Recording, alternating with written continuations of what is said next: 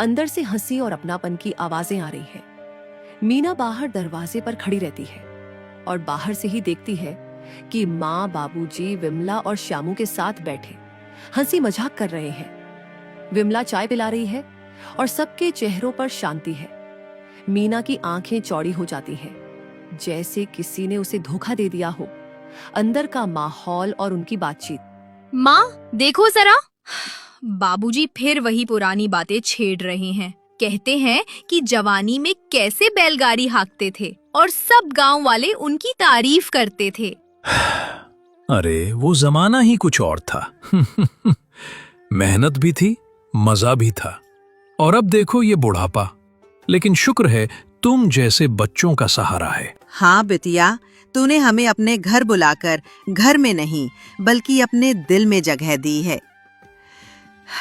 तेरी वजह से ये बुढ़ापा बोझ नहीं लगने लगा है। इतना सुनकर मीना को जैसे मिर्ची लग जाती है। वह सीधे गुस्से में भीतर चली जाती है और उसे देख सब चौंक जाते हैं। वाह, तो यही जगह मिल गई आपको रहने के लिए, विमला के घर। और आप दोनों को तो कभी ये ख्याल भी नहीं आया कि आपके एक और बेटी भी है। मैं क्या पराई हो गई हूँ? विमला मीना की ऐसी अचानक कही बातों से घबरा जाती है। सरोज और गोविंद हैरान होकर मीना को देखते हैं। दीदी, ये कैसी बातें कर रही हो? माँ बाबूजी यहाँ जबरन नहीं आए, बल्कि उनके कहने पर ही वो यहाँ हैं। मैंने तो हमेशा यही चाहा कि वो जहाँ चाहे वहीं रहें, बस इन्हें कोई तकलीफ ना हो। हाँ, पता है मुझे। बड़ी नेक और सीधी सादी बनने का ढोंग करने में तो तेरा कोई जवाब नहीं विमला, पर मैं बेवकूफ नहीं हूँ, सब समझती हूँ। माँ बाबूजी तेरे घर रहेंगे, फिर धीरे धीरे तू कहेगी कि तू ही उनकी असली सेवा करती रही और फिर पूरी जमीन पर तेरा हक हो जाएगा। मीना, ये कैसी जुबान बोल रही है तू? हम तेरे माँ बाप हैं। हमारा सहारा जमीन जायदाद नहीं, हमारे बच्चे हैं। और तू हमें शक की नजर से देख रही है।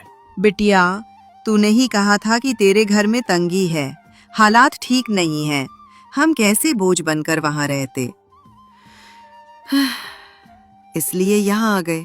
इसमें कौन सी साजिश देख रही है तू? तेरे लिए हमारा प्यार विमला से कम है क्या? दीदी, माँ बाबूजी मेरे घर इसलिए रह रहे हैं क्योंकि मैंने उन्हें कहा कि आपके घर आप अकेले ही बहुत मेहनत करते हो और आपके सिर्फ गोलू की जिम्मेदारी भी है और आप परेशान हो जाती हो। लेकिन मैंने कभी उनके हिस्से पर नजर नहीं डाली। मेरे लिए उनका आशीर्वाद ही सबसे बड़ी दौलत है। बस कर विमला, नाटक मत कर। तू कहेगी कि आशीर्वाद ही चाहिए, लेकिन मैं जानती हूँ असली मंशा जमीन पर है। कल को जब माँ बाबूजी की घर के जमीन की बात आएगी तो सब कहेंगे कि विमला ने ही माँ बाबूजी की सेवा की थी और फिर सारा हक तुझे मिल जाएगा। दीदी, मुझे किसी हक की जरूरत नहीं है। अगर माँ बाबूजी चाहे तो सारा हिस्सा तुम्हें दे दें। मैं बस चाहती हूँ कि उनका बुढ़ापा चैन से कटे। चुप रहे विमला, बहुत देख लिया तेरी मासूमियत का नाटक। सच तो ये है कि तू माँ बाबूजी को अपने पाले में करके हमें पराया करना चाहती है और शायद उन्होंने भी तेरा साथ पकड़ लिया है। यह कहकर मीना रोते गुस्से में वहां से निकल जाती है। विमला वहीं खड़ी रोने लगती है। सरोज भी उनके बीच की अनबन देख के बहुत दुखी होती है और गोविंद आसिर झुका लेता है।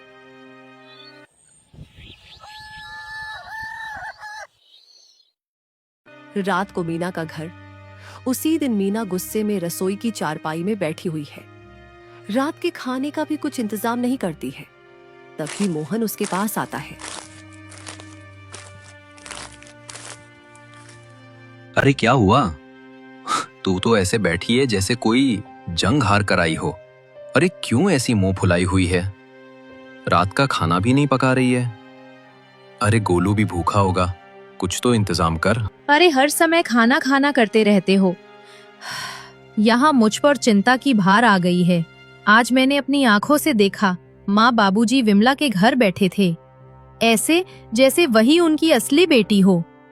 और विमला बड़ी मासूम बनकर कह रही थी कि उसे कुछ नहीं चाहिए। लेकिन असलियत में समझ गई हूँ, सब चाल है ये। कौन सी चाल? अरे क्या देख के आई है? कुछ साफ साफ बोल तो सही। यही कि माँ बाबूजी अब विमला को ही घर की जमीन देना चाहते हैं तभी तो उसके घर रहने लगे हैं, ताकि कल को कह सके कि विमला ने ही उनकी सेवा की। वही असली वारिस है और विमला, वो तो चालाक औरत है। खुद को सीधी दिखाकर सब कुछ हथियाना चाहती है। अगर ऐसा है तो तू बिल्कुल सही सोच रही है। अभी से कदम नहीं उठाया तो कल को सब कुछ विमला के नाम हो जाएगा। लेकिन हम कर भी क्या सकते हैं? वैसे भी विमला के हिस्से की जमीन हमें ही दे दी और वे लोग घर की जमीन विमला को ही देना चाहते थे, और तब विमला ने लेने से मना किया था। लेकिन अब उसी घर जमीन को लेने के लिए माँ बाबूजी को अपने जाल में फंसा रही है। हाँ, मुझे सब समझ आ गया है। तब उसने कुछ नहीं चाहिए बोल के माँ बाबूजी की दिल जीत लिया और समाज में अच्छी बनने का नाटक किया। लेकिन असलियत में तो सब लेना चाहती है वो जानती है कि हमको दिया हुआ खेतों की जमीन से ज्यादा घर की जमीन मूल्यवान है। इसीलिए उसने तब से वो सब चाल चल रही थी। लेकिन अब हम कर क्या सकते हैं? अब तो देर हो गई है। विमला जो चाहती थी वही हो रहा है। ऐसे कैसे कुछ नहीं करेंगे? कुछ तो करना ही होगा, चाहे मुझे माँ बाबूजी की घर जाकर कब्जा जमाना पड़े, मैं करूंगी। लेकिन विमला को वो घर लेने नहीं दूंगी। जो होगा देखा जाएगा। मीना को इतने गुस्से में देख मोहन मीना से और कुछ नहीं कहता और चुपचाप उसके पास खड़ा रहता है। और मीना अपने माँ बाबूजी की घर की जमीन लेने के लिए ठान लेती है। उसकी मन की लालच अब उसके सिर चढ़ चुका था, लेकिन नियति को कुछ और ही मंजूर था।